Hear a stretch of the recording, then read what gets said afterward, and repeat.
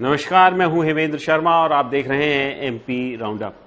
मध्य प्रदेश के पूर्व गृह मंत्री नरोत्तम मिश्रा को भारतीय जनता पार्टी ने महाराष्ट्र की गोंदिया और भंडारा जिले में चुनाव प्रबंधन का काम सौंपा है। ये उनके लिए कितनी बड़ी या कितनी खुशी की खबर है, इस पर तो हम चर्चा करेंगे, लेकिन आपको बता दें कि कुछ ही महीनों पहले, या यूं कहिए कि लगभग एक साल पहले तक नरोत्तम मिश्रा मध्य प्रदेश के गद्दावर गृह मंत्री के तौर पर जाने जाते थे। वो नंबर 2 भी शिवराज सिंह चौहान की सरकार में माने जाते थे। 2020 में ज्योतिरादित्य सिंधिया ने जब कांग्रेस पार्टी को तोड़ा और भारतीय जनता पार्टी में वो शामिल हुए और भारतीय जनता पार्टी की जब मध्य प्रदेश में 2020 में सरकार बनी, तो सिंधिया जी के साथ जो लोग गए वो तो गए ही, लेकिन नरोत्तम मिश्रा का भी एक बहुत बड़ा रोल ये माना जाता है कि कांग्रेस पार्टी की सरकार को गिराने में था और शिवराज सिंह चौहान की सरकार को बनाने में था। हालांकि उस समय वो खुद भी मुख्यमंत्री बनना चाहते थे, लेकिन उनके नाम पर सहमति नहीं बन पाई और फिर शिवराज सिंह चौहान ज्योतिरादित्य सिंधिया के समर्थन से मुख्यमंत्री मध्य प्रदेश के बने। और इसके बाद लोकसभा चुनाव हुए, उससे पहले 2023 में विधानसभा चुनाव हुए, जिसमें नरोत्तम मिश्रा जो है चुनाव हार गए। चुनाव हारने के बाद जाहिर सी बात है उनको मंत्रिमंडल में शामिल नहीं किया गया। उसके बाद लोकसभा के चुनाव हुए, उसमें भी उनको टिकट नहीं मिला। मध्य प्रदेश से राज्यसभा की भी ज्योतिरादित्य सिंधिया ने एक सीट खाली की थी, उसमें भी उनको एडजस्ट नहीं किया गया।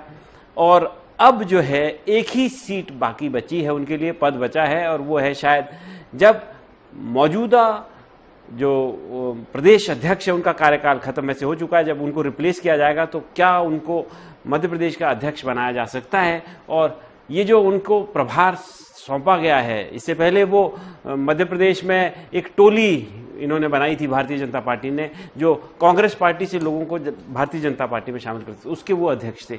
तो ये कितना उनके लिए पॉजिटिव है, कितनी गुड न्यूज़ है, इस पर बात करने के लिए हमारे साथ मौजूद हैं senior journalist mister Arun Dixit. Sir, Narottam Mishra ji तो नंबर 2 थे, गृह मंत्री थे, मुख्यमंत्री भी हमेशा नाम चलता था उनका कि कभी भी मुख्यमंत्री बनाए जा सकते हैं। केंद्रीय गृह मंत्री नरोत्तम अमित शाह के भी नरोत्तम मिश्रा बहुत करीबी थे। तो अब जो है उनको कुछ रिहेबिलिटेट किया गया ऐसा माना जाता है। बाकी मंत्रियों को भी इंचार्ज बनाया है डिस्ट्रिक्ट्स का महाराष्ट्र में, लेकिन गोंदिया और भंडारा का नरोत्तम मिश्रा को भी बनाया है। इसको आप कैसे देखते हैं? हेमंत जी, हम बात शुरू करें उससे पहले 2 कहावतें हैं जी। एक अंग्रेजों की और एक हमारी सनातनी संस्कृत की। अंग्रेज कहते हैं there is big gap between cup and lip जी। तो आप उसको देखेंगे फिर उसको समझ में आ जाओ। दूसरा, संस्कृत में कहावत है कि त्रिया चरित्रम पुरुषस्य भाग्यम देवो न जानात कुतो मनुष्य। तो अपने पंडित नरोत्तम मिश्रा पर ये दोनों चीजें बिल्कुल सही बैठती हैं। अब देखिए, वो अमित शाह के करीबी थे और 2017 में उन्हें उत्तर प्रदेश में जमा दिया गया था, बड़ा एरिया का जी, और वहां उन्होंने वो पूरा एरिया जीत के दिखाया था, परफॉर्म भी किया था। हाँ, उसके बाद ये माना गया था कि भाई नरोत्तम जी धीरे धीरे वो पावरफुल हुए और उस सरकार में नंबर 2 थे जी। उसके बाद फिर 18 में स्थिति गड़बड़ा गई और बीजेपी चुनाव हार गई जी। तो 2020 का जो सो कॉल्ड सत्ता परिवर्तन था, जिसका श्रेय ज्योतिरादित्य सिंधिया को है बीजेपी के मुताबिक और कांग्रेस के मुताबिक नोटों के बोरों को है जी। दोनों चीजें जो भी रही उसमें भी नरोत्तम मिश्रा की बड़ी भूमिका थी जी। और तब जो आपने कहा, माना गया था कि बस अब अगला मुख्यमंत्री चुप। तो आप जो कह रहे हैं कि many a slip between the cup and the lip, तो उस वक्त ये हुआ कि शिवराज चुनाव हारे थे, शिवराज के नेतृत्व में बीजेपी चौथा चुनाव हार गई थी। 3 चुनाव, पहला उमा भारती जिता के गई थी, 2 उन्होंने जीते थे। तो उस वक्त ये था कि नहीं अब तो सारा काम बेंगलोर तक और कहां पूरा जो है सब नरोत्तम का किया हुआ था। लेकिन आखिर में सेहरा फिर बन गया शिवराज सिंह के चौहान के घर सर पे और वो मुख्यमंत्री बन गए। उसके बाद भी वो नंबर 2 रहे और उसमें लगातार उसके बाद वो मतलब एक एजर्ट करते रहे अपने आप को। हाँ। और मतलब हर बार ये कयास लगाते हैं कि बस अब हो रहा है, अब हो रहा है, अब हो रहा है। ये माना गया कि जब कुछ होगा तो ये तो बस पहली सीढ़ी पर जो है ना, अगर दरवाजा खुला तो पहली एंट्री आप याद करिए कि पुराने समय में सिनेमा हॉल में जब नया सिनेमा लगता था या नई पिक्चर आती थी तो वो एक लाइन लगती थी तो जो सबसे पहले वो दौड़ के अपनी पसंद की कुर्सी चुनता था। तो ये था कि भाई गेट पे सबसे आगे खड़े हैं नरोत्तम मिश्रा जी, लेकिन खुला ही नहीं गेट उनके लिए। गेट खुला ही नहीं जी। गेट में अंदर से खोलने वाले शिवराज सिंह चौहान थे और वो जाके बैठे हुए थे ऑलरेडी, ना अमित शाह उनके काम आए। लेकिन ये हार जो 23 की जी हार हुई, बीजेपी जीती 163 सीटें जी और नरोत्तम मिश्रा चुनाव हार गए जी। दतिया से। ये बड़ा झटका था नरोत्तम के लिए और मुझे लगता है कि यही जो बात आती है कि भाग्य का कुछ पता नहीं, दतिया में नरोत्तम चुनाव हारे जी। और जो दतिया की माता बहुत मशहूर हैं, सब जानते हैं कि चूंकि बीजेपी में का जो कांग्रेसीकरण हुआ तब जनता ने नहीं, भितरघात करके अपने लोगों ने हराया था। और तब भी ये कहा गया कि इसलिए हराया गया क्योंकि उसके बाद भी ये तो था कि मुख्यमंत्री कुर्सी में सबसे आगे हैं। अगर कोई परिवर्तन होगा तो जो 2-3 नाम आते थे, क्योंकि 2023 के चुनाव में भारतीय जनता पार्टी ने शिवराज सिंह चौहान को अपना चेहरा नहीं बनाया था और प्रधानमंत्री मोदी के नाम पे चुनाव लड़ा गया था। और उस दौर में पूरे में नरोत्तम की अहमियत थी जी। लेकिन वही है ना कि हमने कहा ना, त्रिया चरित्रम पुरुष स्वगाम। देखो आप, शिवराज सिंह चौहान जीत गए, 163 सीटें आई, लेकिन मुख्यमंत्री बने मोहन यादव, जिनको कभी ये भान नहीं था कि वो मुख्यमंत्री बनेंगे। चौथी लाइन में बैठे हुए तो उठ के आ गए। तो जो इतनी बात हो रही, नरोत्तम घर बैठने वाले नहीं है, लेकिन नरोत्तम के साथ जो कुछ हुआ जी, वो भी एक सामान्य आदमी, सामान्य नेता की तरह वो नहीं है। उसके बाद भी वो डटे रहे और रीज्वाइनिंग टोली, हाँ जी, मैं उसको कहता हूं हाका टोली, लठ लिया घूम गए, जो कांग्रेसी आने ले आए, या थैला लिया घूम गए, जिसने पैसा लिया और वो आ गया। दोनों चीजें हुई, कोई दबाव में आया, कोई प्यार से आया, कोई पैसे से आया। तो बहरहाल लोकसभा चुनाव में भारतीय जनता पार्टी को 29 की 29 सीटें जिताने में नरोत्तम मिश्रा का भी एक रोल था, क्योंकि माहौल तो उन्होंने बनवाया। रोज कैमरे के सामने 10-5 नेता आ जाते थे और ऐसा नहीं है। अब बड़े बड़े नेताओं का भी बड़े बड़े लोग गए, बड़े बड़े लोगों ने पट्टा पहना जी, मतलब वो उन्हीं की लैंग्वेज है, उन्हीं की लैंग्वेज। उन्होंने कहा रे पट्टे ले आओ, और तो वहां बहुत बड़े नेता जो थे, पट्टा मतलब आप समझते हैं पट्टा कौन पहनता है? या तो कुली पहनता है, या कुत्ता पहनता है, या फिर पटका अलग चीज है, पट्टा अलग चीज है। तो उनके पट्टे खूब बटे जी। उसके बाद भी जो है ये माना गया था कि शायद कुछ नया हो जाए, प्रदेश अध्यक्ष की कुर्सी मिल जाए या कोई राज्यसभा चले जाएं। राज्यसभा भी खाली हो रही थी और भी कई पद हैं। लोकसभा में टिकट भी नहीं मिला। लोकसभा का टिकट तो था ही नहीं उनके लिए, क्योंकि दूसरे पद जो अभी भी खाली हैं।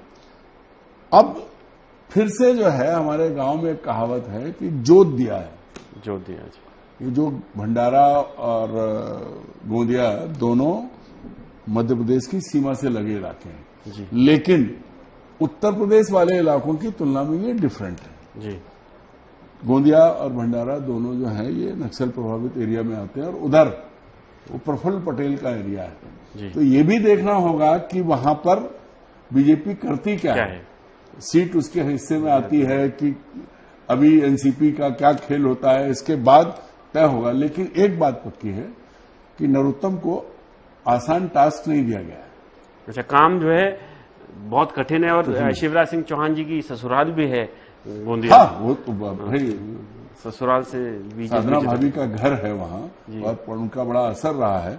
जो सबसे बड़ी चीज है, गंभीर बात यह है कि राजनीतिक परिदृश्य महाराष्ट्र का जो है वो बीजेपी के पूरी तरह खिलाफ है। लोकसभा में ये प्रमाणित हुआ है, क्योंकि और इसी वजह से शायद भारतीय जनता पार्टी जो है चुनाव हरियाणा के साथ महाराष्ट्र के करवा नहीं रही है, हिम्मत नहीं कर पाई। जबकि पहले हमेशा हुए हैं, पिछले 4 चुनाव महाराष्ट्र साथ में हरियाणा के साथ साथ हुए हैं। अब चूंकि दोनों राज्यों में, और केंद्रीय चुनाव आयोग तो कैचुआ है, वो तो इशारा देख के चलता है, तो उसने कहानी सुना दी कि वहां त्योहार है। वो तो खैर त्योहार तो पहली बार नहीं हुए हैं, वो ऐसा। अच्छा सर, मैं आपसे ये जानना चाहता हूं कि एक बात जो ये चल रही है कि जिस तरीके से महाराष्ट्र में अभी कहा जा रहा है और आप भी कह रहे हैं कि स्थिति बहुत खराब है, वैसी ही स्थिति लगभग मध्य प्रदेश की भी 2023 से पहले थी। लेकिन भारतीय जनता पार्टी ने स्ट्रेटेजाइज किया, साम दाम दंड भेद उसका इस्तेमाल किया और फिर अल्टीमेटली एक हिस्टोरिक विक्ट्री बिना लीडर के, मतलब बिना स्टेट लीडर, किसी स्टेट के लीडर को आगे किए हुए मध्य प्रदेश में उनको मिली।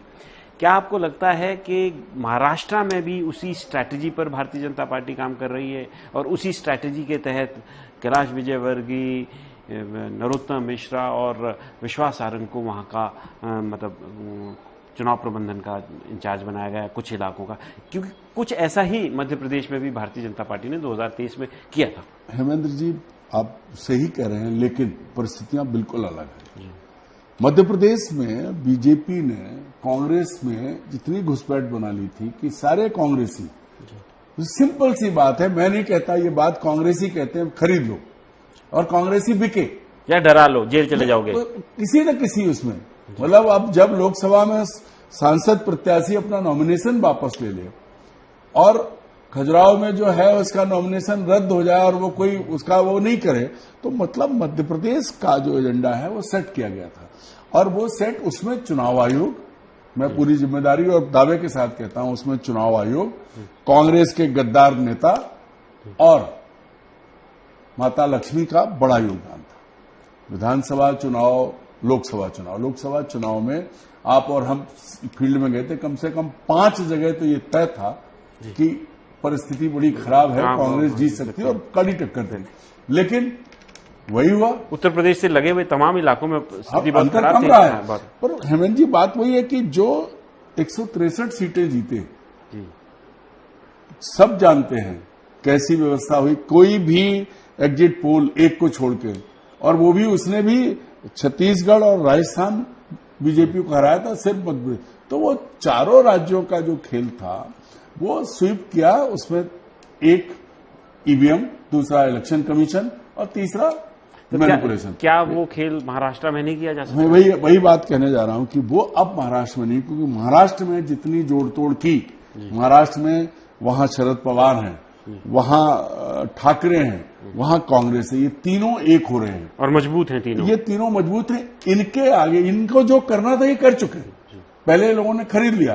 भाई चलती, अच्छी खासी चलती महाविकास आघाड़ी की सरकार। अब ये इसी देश में हो सकता है कि जिसके बाप ने पार्टी बनाई उसको बेदखल कर दिया और एक आम आदमी को पार्टी दे दी। सुप्रीम कोर्ट के ऑर्डर, चुनाव आयोग ने सुप्रीम कोर्ट के ऑर्डर को विधानसभा अध्यक्ष ने माना ही नहीं। वो माना तो तब माना कि तू भी जीता, तू भी जीता। तो ये जो हुआ है, इससे ज्यादा शर्मनाक नहीं हो सकता कोई भी।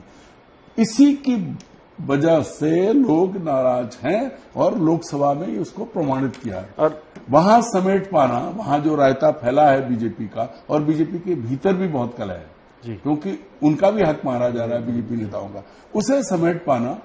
मुझे लगता है कि बंगाल की स्थिति और थी, महाराष्ट्र की स्थिति और है। बंगाल में भी नहीं जीत पाए थे पूरी ताकत लगा के, महाराष्ट्र में बहुत ज्यादा उम्मीद नहीं करनी चाहिए। टक्कर तो महाराष्ट्र में खैर कांटे की होगी, क्योंकि बीजेपी अपना स्ट्रेटेजाइज तो कर ही रही है जैसा दिख रहा है। लेकिन सर, नरोत्तम मिश्रा पे वापस आते हुए मैं आपसे फिर ये जानना चाहता हूं कि मिश्रा जी की कितनी कठिन आने वाले दिनों में राह होगी, क्योंकि गोंदिया और भंडारा का चुनाव प्रबंधन तो ठीक है, लेकिन उसके बाद क्या उनका कोई respectable rehabilitation Madhya Pradesh state politics में या बीजेपी की नेशनल पॉलिटिक्स में हो सकता है? नहीं, होना चाहिए जी। बहुत मेहनत की है उन्होंने, बहुत काम किए हैं। हम लोग इस मंच पे बैठकर उन कामों की बात नहीं कर सकते। नरोत्तम ने पिछले सालों में पार्टी के लिए बहुत कुछ किया है, और जिस दांव में फंसकर वो चुनाव हारे हैं वो भी पार्टी जानती है। अगर नरोत्तम को मुख्य धारा में नहीं लाया गया तो उसका खामियाजा भारतीय जनता पार्टी को भुगतना पड़ेगा, ये पक्का है।